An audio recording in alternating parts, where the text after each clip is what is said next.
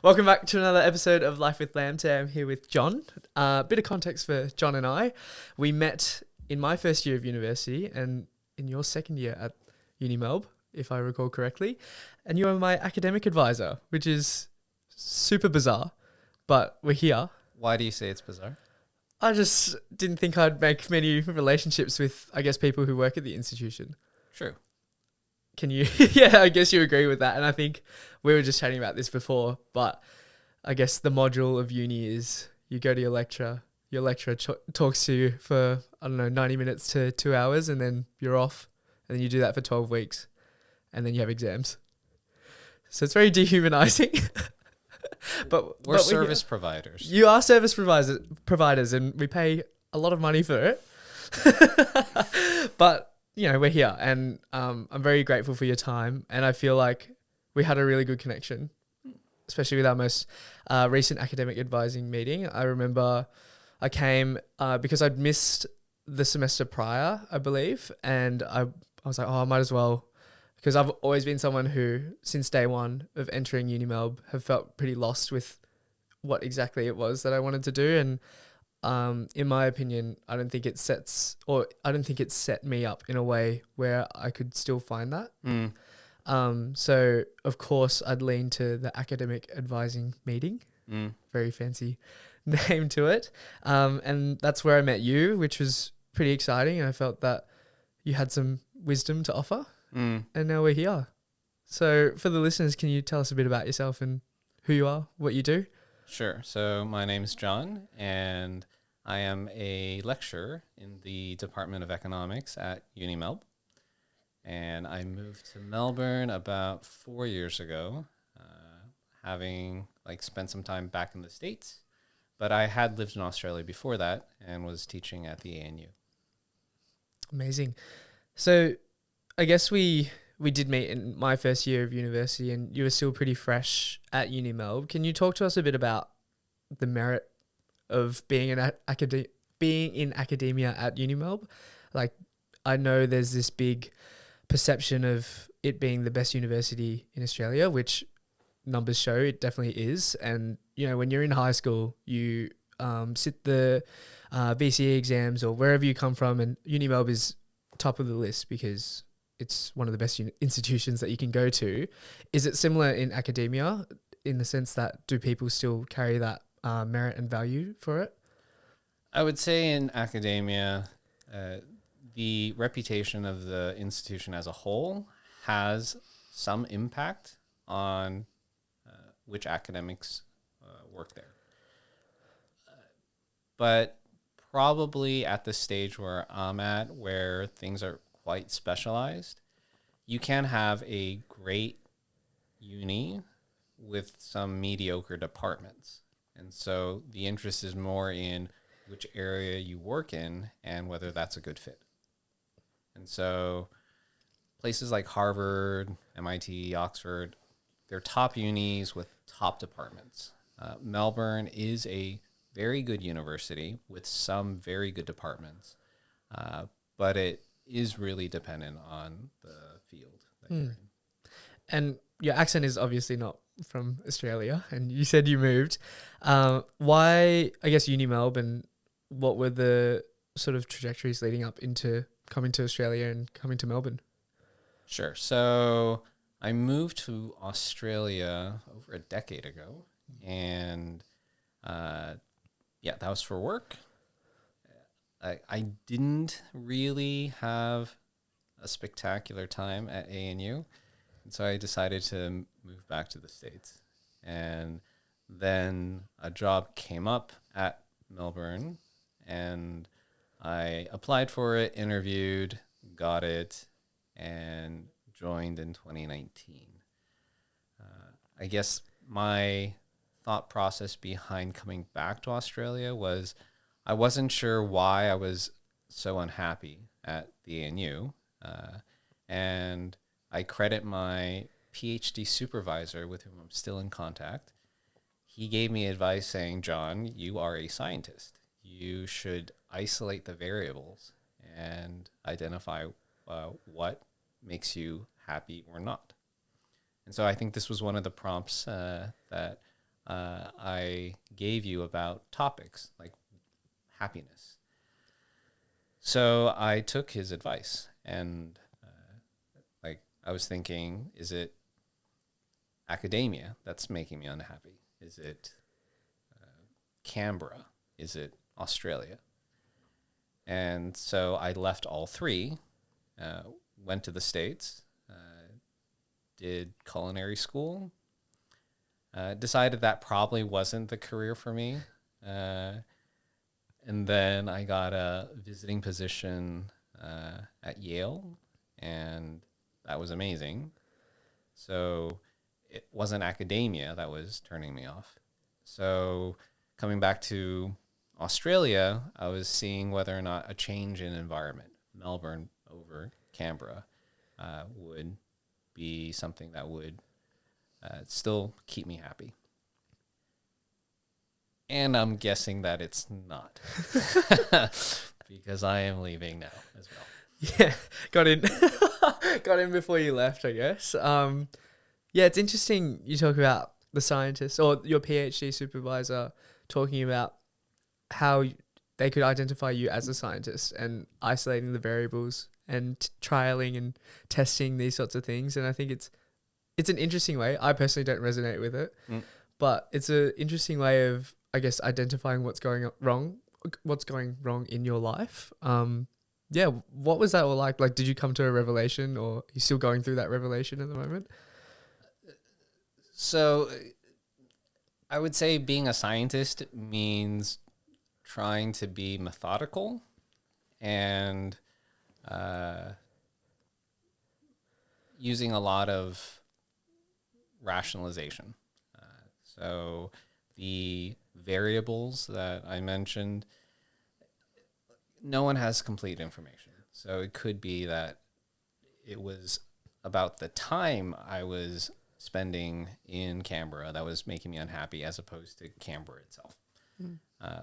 So I would say for me, it is both an art and a science, where how I feel in the moment contributes a lot to my decision making as well. What got you into academia?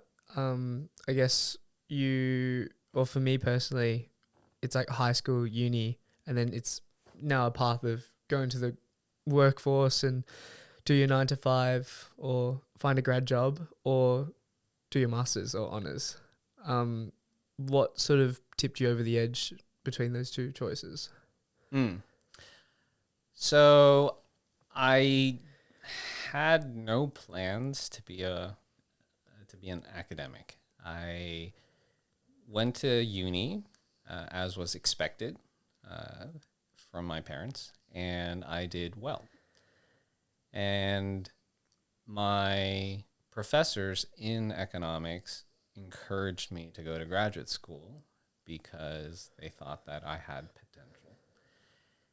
And I was a bit ambivalent about this as well, but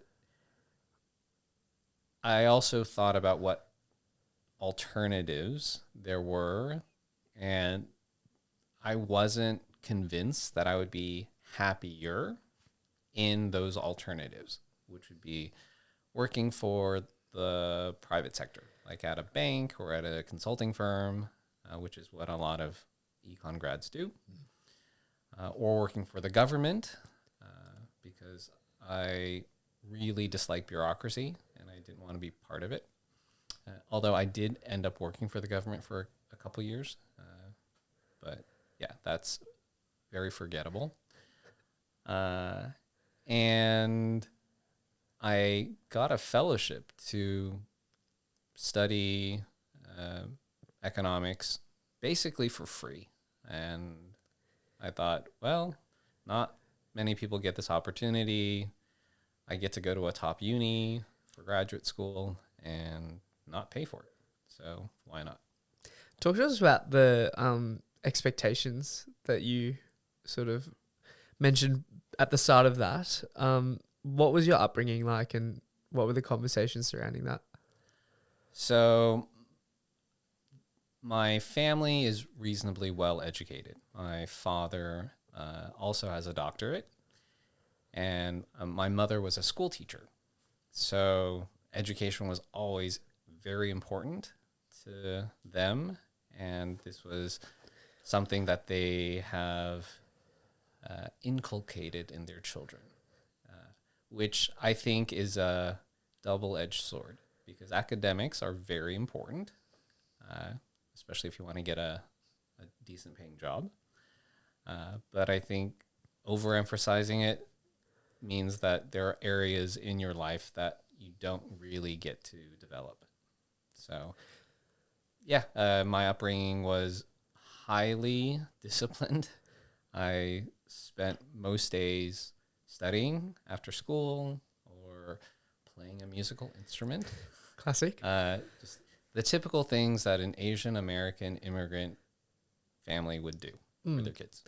Can you elaborate a little bit more about being an Asian American? I guess being an Asian Australian, you're subject to a few things, and it sounds pretty similar in terms of, you know, the classic discipline, instrument, education being valued really heavily. What were the sort of themes surrounding that? So the term tiger mom, I think, became quite popular like maybe 2 decades ago. It's similar to a helicopter parent, where all of your time is structured. So there is very little time to play, which makes sense if you want to acquire competencies at an early age. But some people would say this is child abuse, because you're really not letting the child make choices in their life. And it's not to say that children make great choices all the time, but the single-minded approach to raising your kids to be brilliant at something, I don't know, it imposes a lot of costs. And as an Asian American, you constantly think about your representation in the wider society. So I'm not sure how true this is in Australia, but in the US, Asians are considered model minorities. And so whatever we do reflects not only on us, but on our families and on our community at large. So we were strongly advised not to shame our community in the eyes of whites. I think you see themes of that still in Australia as well. I'm pretty grateful for, like, my parents. I think my dad is very hardworking, and he is, you know, one that did uni and went straight into the workforce, and is still in the workforce, and is working really hard to do well for our family, and I really appreciate that. And then my mum, she actually had a PhD, which I found out about like a little while back, but it still sort of shocks me because now she's a PT and she's like doing her own thing and being very entrepreneurial, I think. And I can't speak on America's front, but I can for Australia. I think things are becoming more entrepreneurial, lots of small businesses floating about, and the themes are, I'd say, a little bit more lax in terms of there is that opportunity to delve into something that you want to do, which is something that I really resonate with and gravitate towards, which, it's hard to hear about the certain pressures that other people might feel because of the tiger parent representation. Can you talk to us about the pressure and how that affected you as a kid and how it's sort of shaped you to be the person that you are now? I was thinking about this fairly recently. So there are a lot of photos of me as a child when I was quite young where I'm smiling all the time. And you don't really see me smile much after I get a bit older, like right before I hit puberty, up through high school, and uni. And I think it's because the expectations just increased over time, where didn't matter how you felt, you simply had to achieve. And that's a lot of pressure to put on kids. And even with the best intentions, I don't know if parents recognize the world as seen through children. And so children are very vulnerable, which means that you do whatever you can to please your protectors, in effect. And so you don't want to threaten that dynamic, which means that, at least in my case, I developed this need to perform for my parents, and then by extension for my teachers, for other environments that I was put into. And it just felt very demanding. And like I now say that my parents had a trophy child that they could take out and show off to their friends. And I understand why they would do that. And they probably did have my best interests at heart, but they were my best interests in their view, not necessarily my best interests in mine. It's a hard, I guess, realization to come towards, and it seems that you've done a lot of thinking and maybe discussion about your upbringing and the certain pressures that you go through. I guess looking back, are there any signs or maybe conversations that you've had with people where they might have been hinting towards, hey, like, just let it go a little bit? Well, I've had many discussions with many mental health professionals, like therapists and psychologists, to kind of unpack some of these issues. And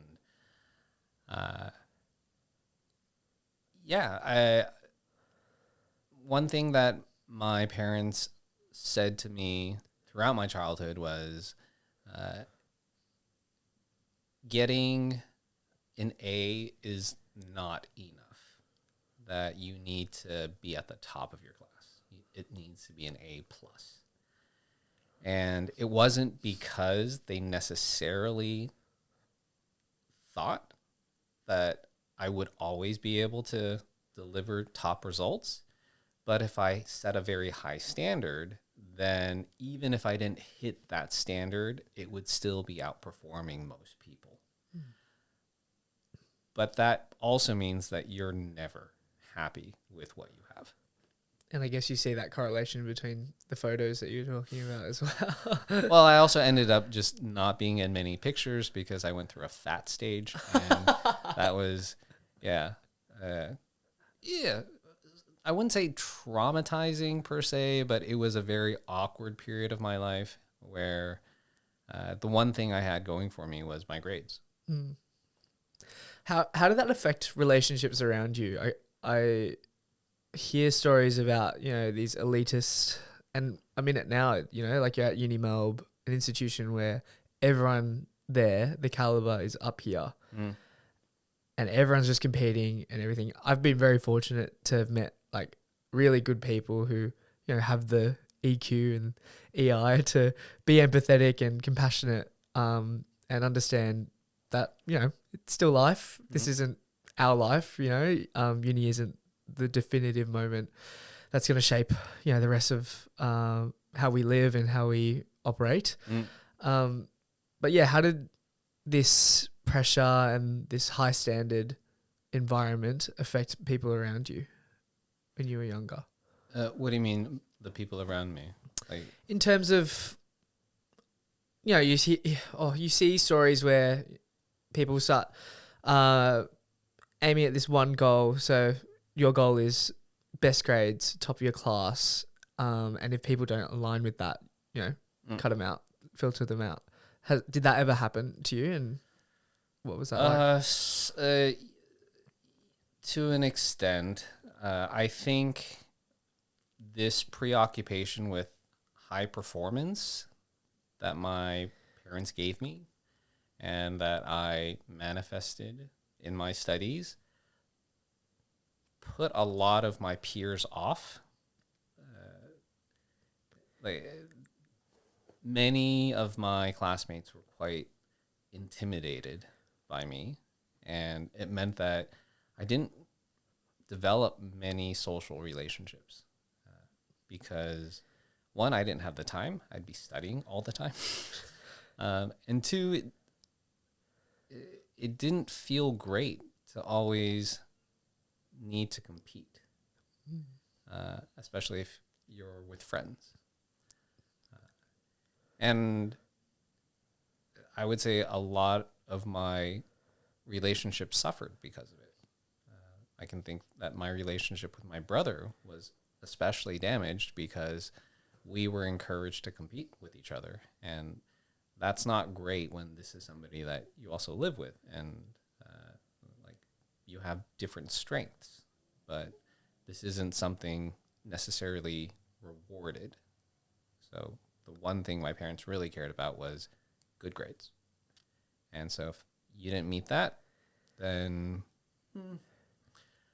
it's not that you were of lower value, but you would get less attention. Which definitely feels like, yeah, lower value. Oh, gosh. And I can imagine how isolating it would feel as well, because that's, I guess, the only thing that you get validation from in terms of your parents. And then sometimes kids, well, most of the time, there's a select few that don't understand the expectations. And, you know, you go back to, you know, A is not good enough, A plus is. And a lot of people joke about that, but it's a genuine thing that happens. And well, you've definitely experienced it. Is there something that, you know, you look back on and you wish you could have changed, or something that you wish you could have put in your control?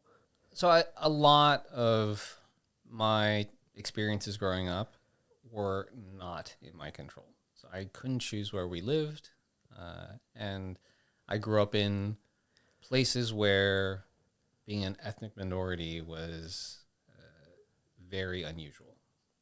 So that's something I don't know if I could have changed, even if I wanted it. Being part of an immigrant family also, at least in some parts of the States, can be stigmatizing.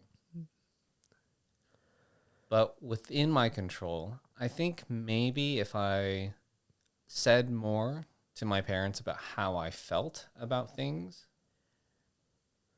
and disagreed with them about choices that they would make on my behalf, I may have been a happier child. And I recognize that my parents probably didn't make choices with any ill intent, but they themselves were in a very new environment, having moved to the States. So they didn't know how different the cultures would be, nor how to raise children in a Western environment, given their own Eastern values.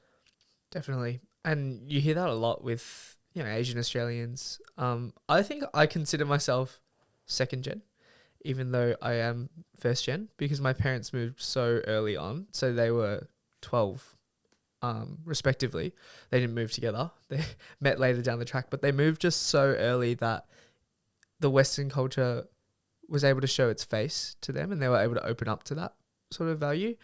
Whereas you hear, you know, like a lot of immigrant families, they come in and they still have their, you know, Eastern values, which is like, by all means, that's completely fine. And that's how things are in the Eastern regions. But it's really jarring for the kid, because they go to school and they're surrounded by people who are born and raised in a westernized culture, and the expectations, maybe they're high still, but a little bit more lax. There's a bit more freedom. Whereas, you know, in an Eastern culture, it's typically stereotyped that it's very rigid and, you know, high achieving, and you're an embodiment of it. So it's hard, that conversation, because you can't be close to your parents because you're never good enough and you're always trying to achieve. And then if you don't, then you're not worth much. And then you go into school, and because you have these high achieving expectations, sometimes that deters a lot of the Western Western kids as well. So it's this really isolating position where, yeah, you don't know what to do. So I don't know and I think a few listeners might be able to resonate with your story, just thinking about like the overall demographic of my listeners. Is there any advice other than, talking? Because sometimes talking can lead to just even more like isolation from the parents' side. Like, are there any other things that you've reflected upon that you think would be handy for these people to understand as they go through sort of this awkward transitionary stage where there's not much control in their life? I think developing a sense of self is very important, meaning understanding or trying to understand what motivates you to do what you do, and to also be present with your emotions and not necessarily feel bad about feeling bad, because life is not always sunshine and lollipops. So I have been working on this myself, where I don't think I need to know all the answers, and I don't think I need to please other people in order to feel there's value in me. That I can do things for myself and not consider that being selfish, but it's actually nourishing that I have something for myself and that I see value in myself. And it's more the average over time as opposed to the day-to-day. It's interesting. Are there any activities that you do? Because I know like journaling or meditating or mindfulness, those activities are very trendy right now and very much in discussion. But is there something that resonates with you that lets you identify these motivations or I guess deeper emotions? So I do a lot of rock climbing. You showed me up this morning. It's crazy. John is very good. And it is one of these sports where you have to be very present, because like every little movement of your body affects your balance, your ability to do a climb. And so I think being able to take myself out of my problems and just focus on something that's very immediate, that is meditative. It clears my head. I also get the physical endorphins response. And so generally that's very healthy for me. I also like to cook, and I find this meditative as well. A lot of repetitive movements, a lot of control over what you're doing. And like with climbing, you get fairly instant gratification. You can either finish a climb, or you can make a stew, cake, whatever, and you did it yourself. I like that. And I like, I love how hobbies are becoming so important, because it gives you, like you said, that little capsule or that little moment where you are in control, and it's very restorative in that sense, in how calming it can be to understand that, hey, like everything is okay at the moment and I do have control over what I'm doing in this present time. So yeah, it's really interesting. And I guess what value or importance does that bring towards, finding who you are and what you do? Can you talk to us a little bit about that? So when I engage in my hobbies, because it gives me some distance from the other things that are happening in my life, when I come back to them, I feel I've had some space to change perspective a bit. And that's been useful because even when you're engaged in some of these hobbies, it's not like your brain shuts down completely. Like there's still a lot of work happening in the background, but by giving yourself some time to let things, I don't know, marinate, you often are able to make better choices than if you were to react immediately. And I'm not saying that you shouldn't take action on how you feel in the moment. Sometimes being spontaneous is useful, rewarding, but oftentimes when you're talking about long-standing issues or problems that aren't easily remedied, being hasty doesn't necessarily improve the situation. And so being able to just take a few breaths. So when you're climbing, you have to do a lot of breathing.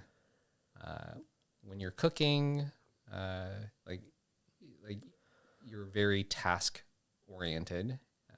And so after that time, you're able to reset. And I think that that's been quite useful for me. Definitely.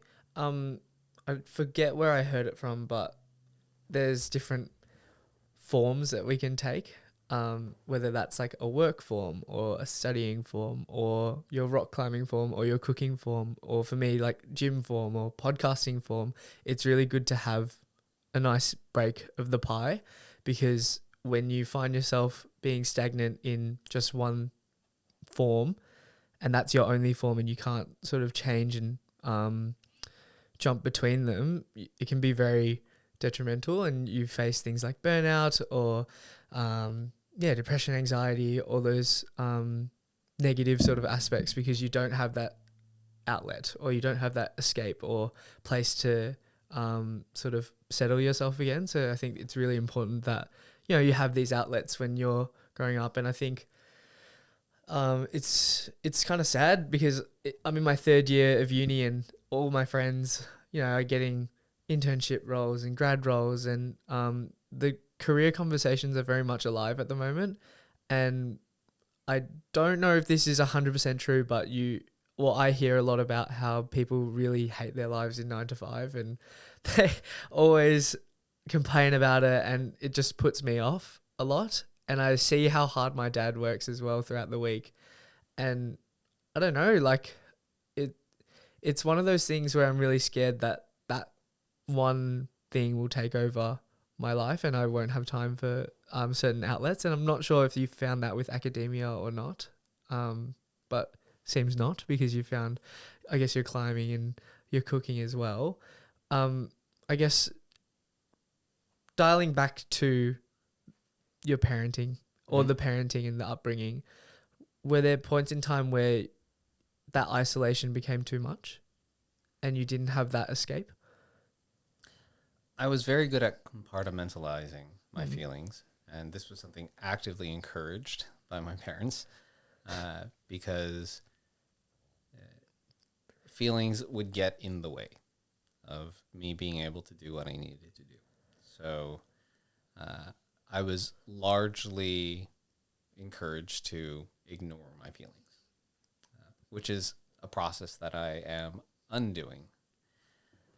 But I was thinking about what you were saying in terms of how people are pressed for time and they're worried about their career prospects and working 9 to 5 jobs. Like, probably advice that I would give to a younger me would have been to be less impatient and to actually take more time. And this is something that I've encouraged the students that I've advised through academic advising, that if there's no need for you to finish your degree within a certain number of years, take more time, because time is the one thing we don't really have enough of. And time when you're younger is especially valuable because when you're younger, more things are new. And I can think of dogs going around sniffing everything when they're walking down a new street, and it's so exciting for them. And we don't really appreciate that novelty, like having new experiences when we're young, because we're constantly told we need to work harder, we need to finish our studies faster, get a job, have a family, get a mortgage, whatever. Just, basic boxes to tick. And you're not really thinking for yourself. You're doing things because society expects you to do these things. And you may have come to acquire these expectations on your own. But this is also tying back to what I was saying about having a sense of self. If you give yourself more time, you can recognize whether you are doing things for yourself or not, and whether social expectations or values are really ones that you share. So I would have probably taken more time. I would not have been so eager to finish uni, so eager to get my degree, because I was in an environment that theoretically encouraged me to explore, and I didn't take advantage of that as much. It's a very interesting conversation. Well, all of that lights me up, I think, and I'm very much in the crux of it. You're told finish high school, get the best possible grades, and pretty much what you said. We're pushed this narrative of this streamlined path where things are all laid out for us. Like, why not take it? It's so achievable and accessible, and it just makes you, it lets you work faster and easier, quicker, and you're in the workforce, and there you go. I actually had a few friends, or I'm currently chatting to a friend who's turned down, I guess, like travel opportunities and those sorts of things, and it really breaks my heart to hear those sorts of things, because you hear how exciting traveling is, and that dog analogy is amazing. Like, go sniff the world, or go sniff the surroundings that you haven't explored. But a lot of Melbourne, I think, and maybe this is generalized, but I think a lot of Melbourne is very much, well, you're in Melbourne. Like, it's one of the best cities in the world. Why not just stay here and make a life for yourself here? And, you have people taking their typical Europe trips or going to travel here and there, but that's it. And then you're expected to come back and sort of, make do and find your life, and that's it. You've lived it, sort of thing. So, yeah, it's a really, it's something that I'm still trying to navigate. And especially coming to the final year of uni, where it's like, well, this is it. This is like make or break sort of thing. Like, you come out with a piece of paper, you might as well go off into the workforce. So, yeah, it's interesting you bring those suggestions up as yourself. And I guess, how do you navigate that conversation with people who are, going to Melbourne Uni, where it's this prestigious institution where, you're expected, you're programmed to finish this and then go out into the workforce and contribute? I would ask my students to ask themselves why. Like, why are you doing this? And also, how does it make you feel? Because you can always present statistics. Like, uni graduates earn so much more than non-uni graduates. Students studying commerce earn so much more than students in the arts. And while these are facts, they don't really deal with the individual behind like these facts, who has to study, who has to give up some parts of their lives in order to tick the box. And if you are honest with yourself, and I think this is very hard to do because we're often asked to be dishonest with ourselves or to not acknowledge truths for ourselves about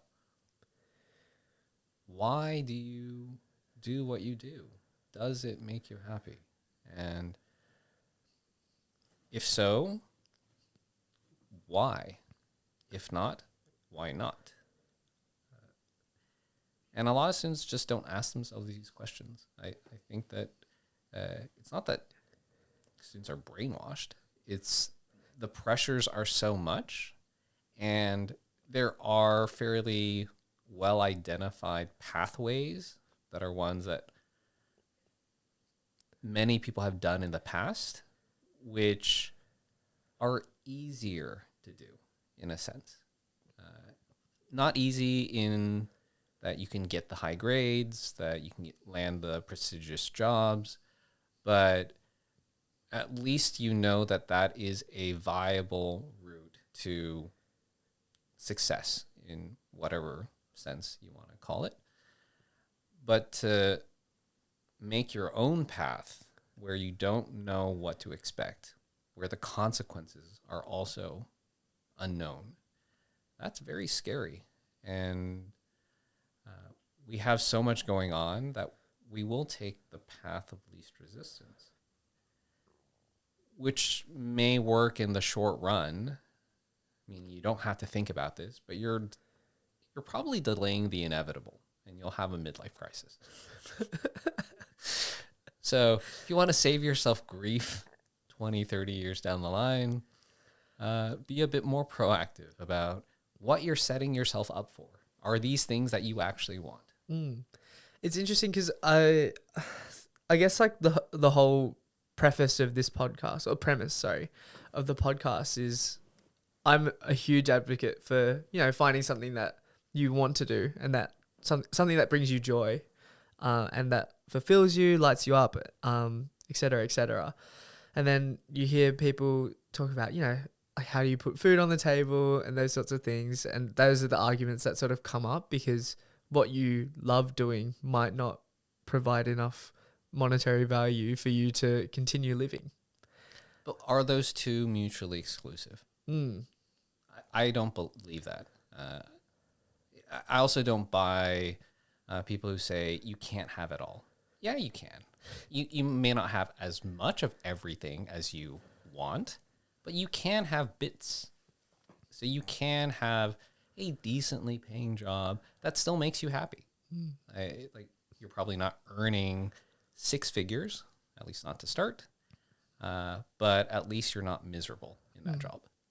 And I guess it's the question of how do you find something that you love? Like, obviously you're not going to, well, I don't know, in some cases you might just hit gold straight away. And it's interesting, I was talking to my physio and he was like, sometimes it's about finding what you like, what you hate the least first and then going from there. What do you think about that? So I like trying new things. And some things require you to try them longer before you can actually tell yourself, this is for me or this isn't. But I would say just being open to new experiences and being proactive in trying them on a regular basis. It's the prospecting for gold, where most of the time you're going to try and probably not really get much from it. But the occasions where you actually hit something that's really rewarding, that makes all the past misadventures worth it, worth the cost and the time. But everything requires some kind of balance or equilibrium where you can't only try new things and not stick with things that you've done in the past. the reference point for me is I'm doing something new. How does it compare to the next best opportunity? And so this is a very econ thing. Yeah, I was going to say. Your opportunity cost, right? It's always your next best alternative. Mm. So if I'm watching a movie and I actually don't really like it, I will get up and leave, because the time that I would spend finishing the movie could be time that I can spend chatting with a friend or making something to eat at home. So I know it sounds a bit bizarre, but I constantly am making these assessments in my head because I want to optimize my life. Not necessarily in performance, but in a steady state of happiness. Yeah, well, definitely. I guess you hear people who, I guess, I don't know. I'm going to try and integrate some econ, my very limited knowledge. But you have the sunk cost concept, and whether that's in a relationship, whether that's currently in my uni degree, where it's like, well, I've held on for so long, like, and what if I let it go? Like, and for what? Sort of thing. So it's like in toxic relationships, it's like, oh, well, we've been dating for 2 years. We might as well just continue and just like be unhappy. Or it's, you're in this job.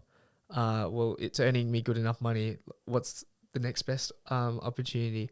What are the conversations that you have with yourself in terms of like facing that fear of dropping something that you've invested so much time into? So I think part of my upbringing was to fear failure and always try to succeed. And part of that is persevering in the face of adverse circumstances. And in some situations, this has helped me.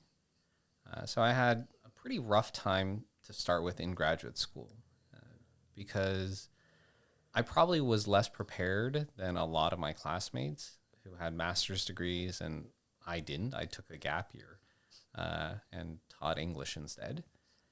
But I managed to stick through it, and I am very grateful for the opportunities that being, like a graduate has given me.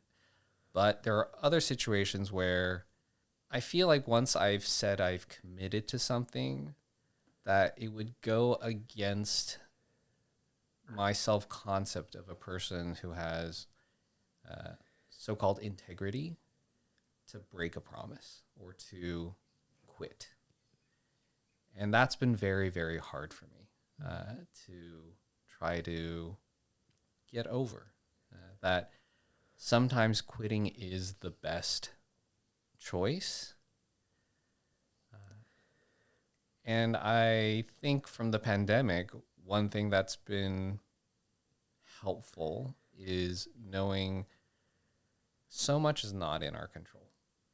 And we have to be kind to ourselves and to other people, meaning we can make mistakes.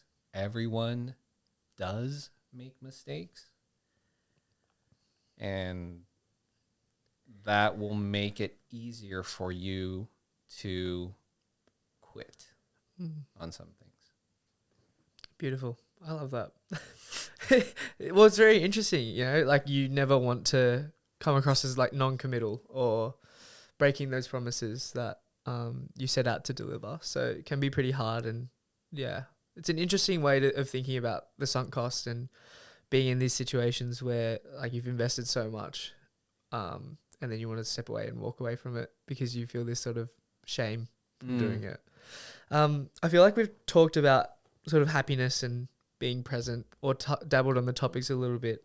You did have a third topic about entitlement, which I found very interesting, and I know we talked a little bit about it in our academic advising meeting. Do you want to talk to us a little bit about your view on entitlement? So I feel entitlement is a very loaded word. And we're now in an environment where words very easily offend, and we have to be careful.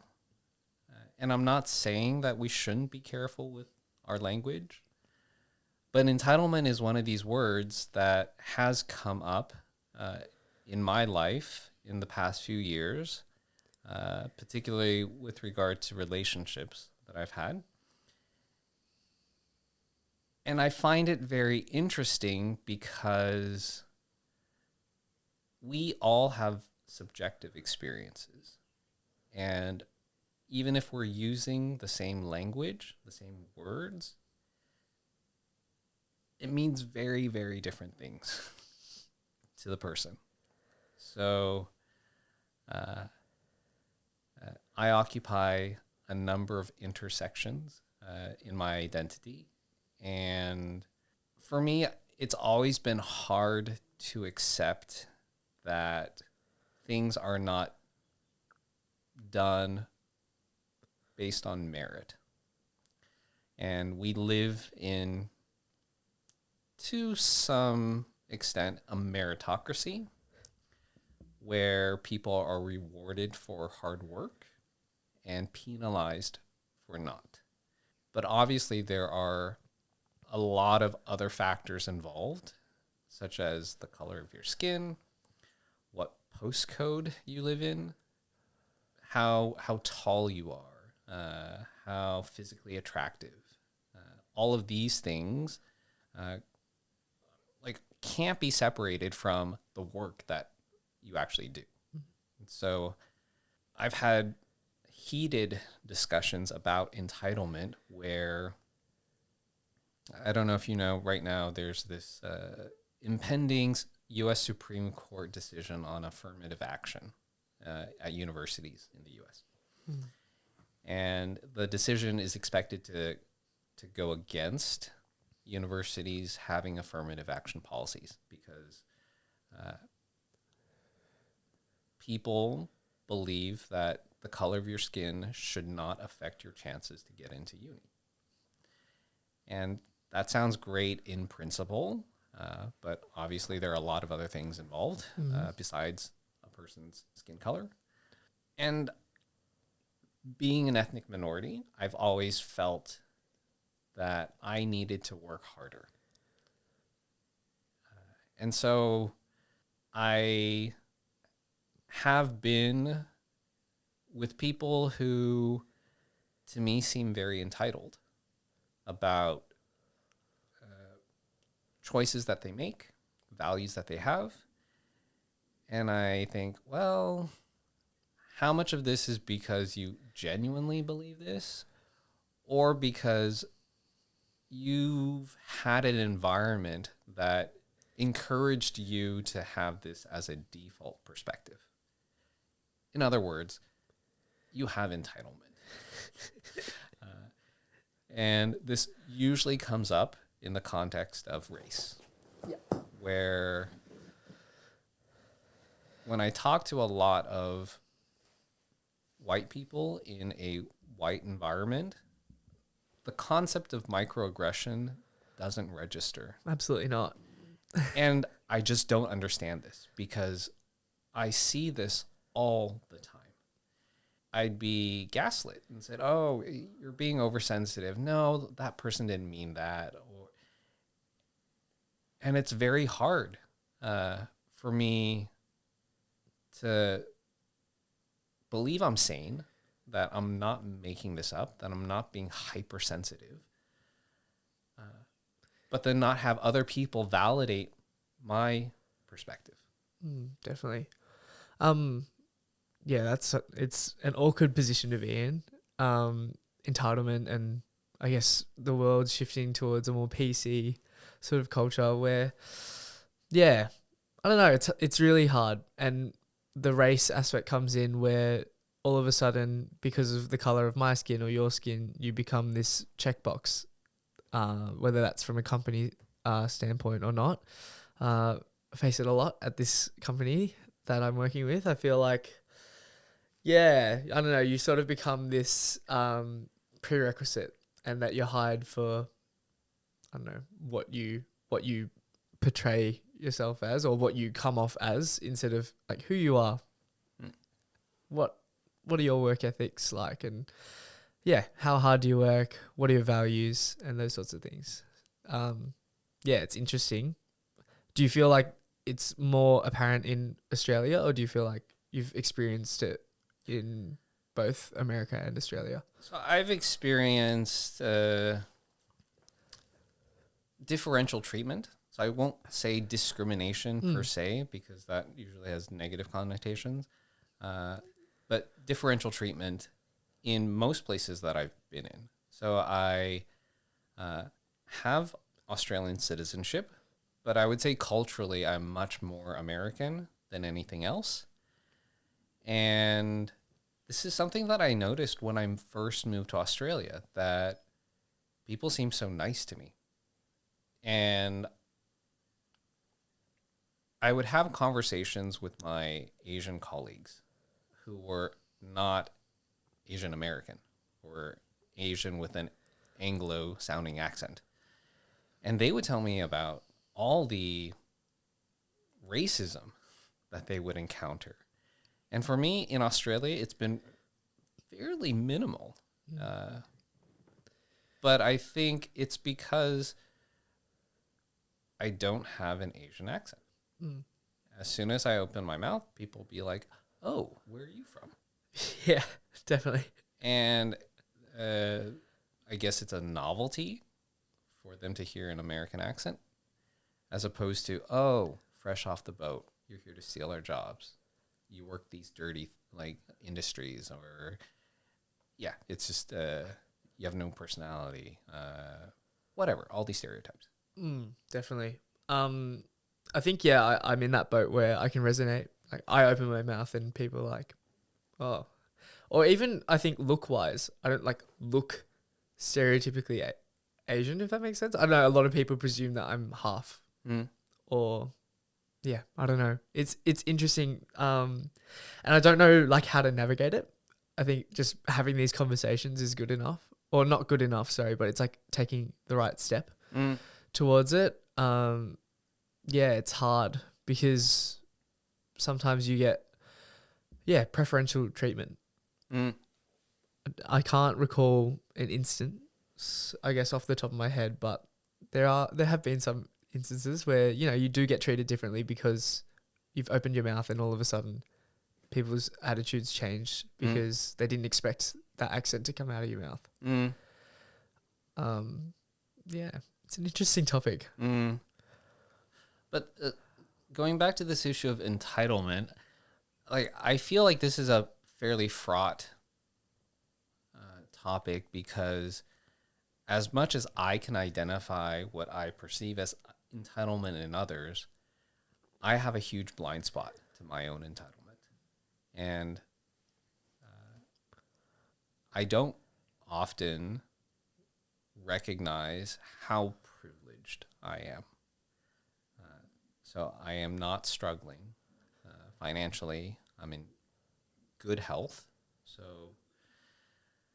I take for granted a lot of things that I could accuse others of taking for granted in a different way. Yeah, definitely. And I think, like I'm very privileged to be able to do this podcast and talk about, the career prospects of, doing something entrepreneurial or taking time as well. Whereas some people, getting into a good institution and having an education and then going into the workforce is something that they've been working for and striving for since day dot, because their parents haven't had that opportunity. And of course they're going to be projecting that view and be like, well, you need an income because we haven't had one and we haven't been able to provide you the life that we wanted to.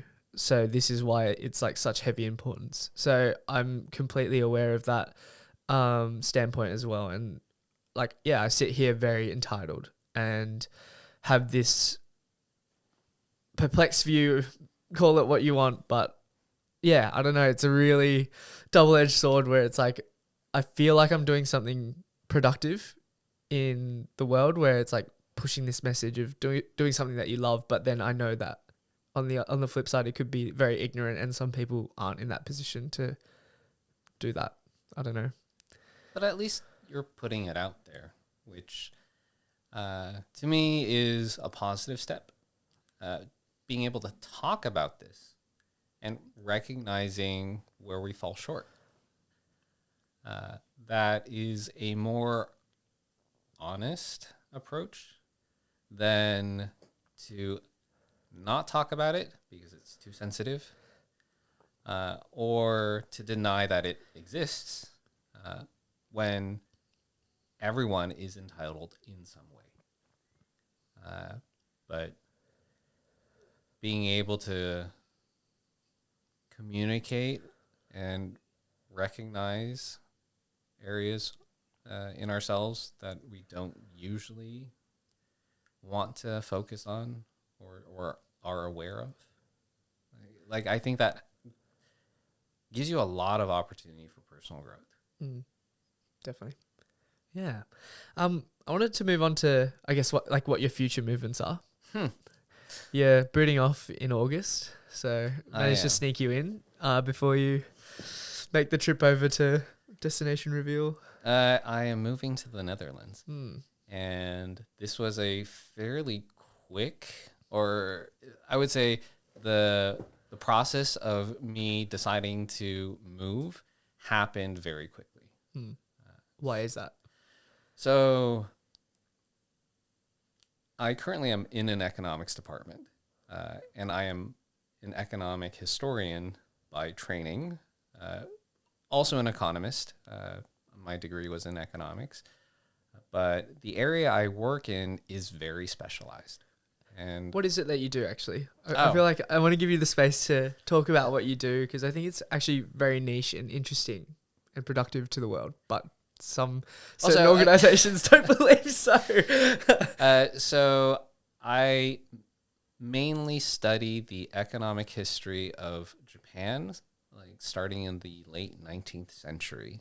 And specifically, I look at the processes by which Japan was able to industrialize.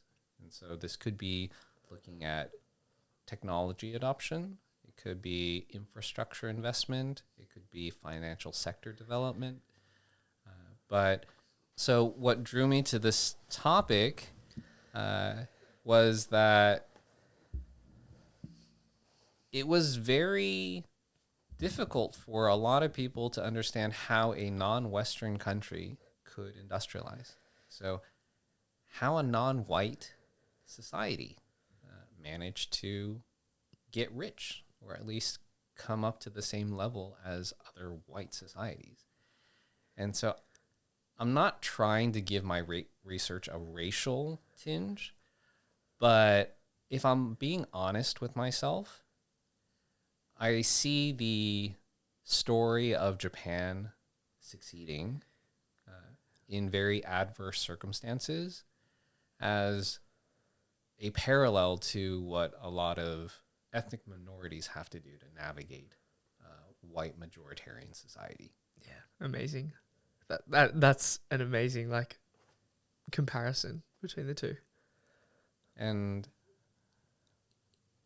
it's not a topic that has a wide market, given it's both historical and it's about a non-Western economy. I guess you can say Japan now is a Western economy, but the economic history of it is not. And so I am very invested in this topic. I feel like there's a lot that I could still learn and do research on, but it's a topic that's not commercially successful or sexy in many ways. So I don't get the sense from my department that this is research that they are happy with, that they would like me to produce higher impact research. And ultimately, it is my choice to leave the university. So I'll be joining a university in the Netherlands where I'll be surrounded by at least a dozen other economic historians, which is extremely unusual in universities around the world. And they genuinely seem thrilled to have me join, because they don't have a lot of researchers who have an area of focus on East Asia. And so I would be contributing to their department that way. But I'll also be in a history department. So it is less about hitting KPIs in terms of how highly ranked the journal is that you're publishing in, and how many top 5 economics journal publications do you have on your CV. It's more about, we will give you the time to produce meaningful research, and meaningful not necessarily in research table rankings, but you're contributing to a body of knowledge that has value in and of itself, not because it's commercial or it's highly cited by people outside of your discipline. Yeah. I'll give you another parallel to add on top of that. I feel like the environment which you're talking about, UniMelb, is portraying this, commercialized business, like hitting KPIs and being number one, top of the world, most searched academia there is. Otherwise, you don't get treated with as much merit or the hard work quota, which is something that I assume you're facing, or you are facing it. And I'll parallel it to the workforce and careers, and this narrative of needing to do high school, uni, go into the grad role, or go into the workforce. Otherwise, you're considered like a failure or not successful or not on the right path. And it's a shit narrative. It is. It's such a shit narrative. And I find myself in that boat where it's like, and maybe this is spotlight syndrome, but I'm trying to do something that I love doing. And then I see all these people around me going into that narrative, and that's fine. Like, well done to them. And if that's something that they want to do, then by all means. But I just think that there's this tinge of distaste that you're not looking for roles, or, you don't really see the value in that. Why? Why is that? So is there, like, in your workplace, I do remember you talking about this, is there that sort of culture as well? Like, if you're not performing KPI wise with your academia, like, do people look down on you? So the cliched phrase of publish or perish is still true. But the qualification is, it also depends not just how much you publish, but where you publish. And economists are notorious for quantifying everything. And so we've quantified how prestigious all of our economics journals are. And you need to be publishing in the top journals. A not so hidden secret is that you have a cabal running the top journals, meaning if you are based at Harvard or MIT, you will get publications in these journals because these are housed at these universities. And if you graduate from these programs, you will be entitled to a publication in one of these journals. So this expectation that all economists need to publish in these top journals in order to cement their reputation in the profession, it's just not fair. Yeah. It's not true. And I think Melbourne is being very short-sighted in adopting some of these practices because it wants to be seen as a world-leading institution. And to me, this actually suggests a lot of insecurity in the mindset of administrators. Because if you're really good enough, what do you need to prove to other people? all you have to prove is that you're good enough for yourself. And if Melbourne is happy with its research, happy with the people that it has, it doesn't need to get all these accolades from other external institutions. But it reels in the money. It's ridiculous. It reels in the money. Well, and I think it bleeds down that attitude, because you go into the commerce degree and there are people like questioning your majors, looking down at you. Oh, you're not econ finance, or you're not accounting finance. What are you doing then? Oh, marketing management, blood subject, like might as well be in arts, those sorts of things. And you just get people like that. And I think it just bleeds down from the top all the way through to the bottom. So, and I don't know, like is moving to the Netherlands or somewhere else where like it's accepted, like the only viable solution, or do you see any other ways to combat a system where it's like these things are like so looked down upon, something that you're passionate about? So moving is one way. I would say maybe it's the path of least resistance, meaning it's very hard to change the institution. So you may as well just change which institution you're in. So economists say this is voting with your feet. That if you don't like your environment, you change your environment. But not everyone has that option. I am very lucky to be able to have alternative employment opportunities. I think if I felt there was more solidarity with at least a few of my colleagues, that collectively we could make more of an impact. But we are taught and encouraged to be very atomistic in our interests. And I'm not saying we shouldn't see what's best for us, but again, if you're in a communal environment, which a university is, like we always talk about this community of scholars, like, are we helping each other or we're not? Like, are we all just free agents out for the best offer?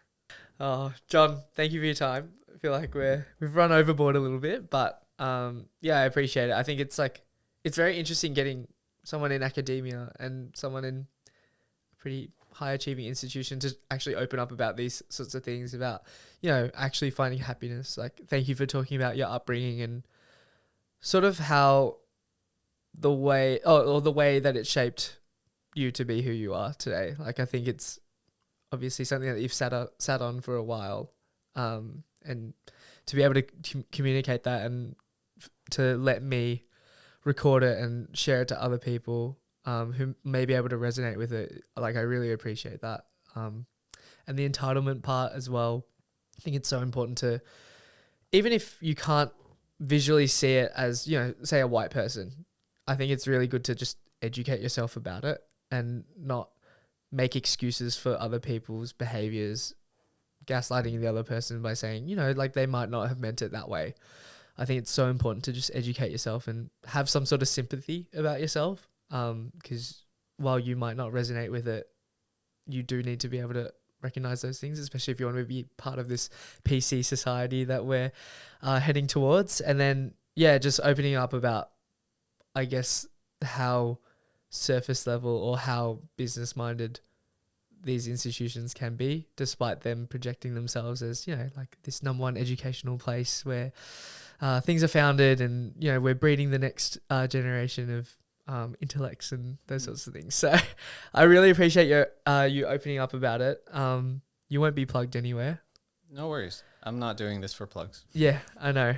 So I appreciate you like shedding light on these sorts of issues, and thanks for bouldering with me as well.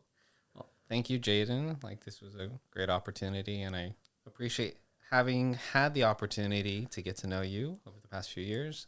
And I guess this is something positive about the university and its academic advising program and being able to bring us together. Yeah, 100%. Yeah, who would have thought? I was one of the 15% of people who attended the academic advising. I'll maybe catch up with you in the Netherlands. Book a plane ticket. Feel free. Thank you. And we'll catch you in the next episode of Life with Lamb. Yo.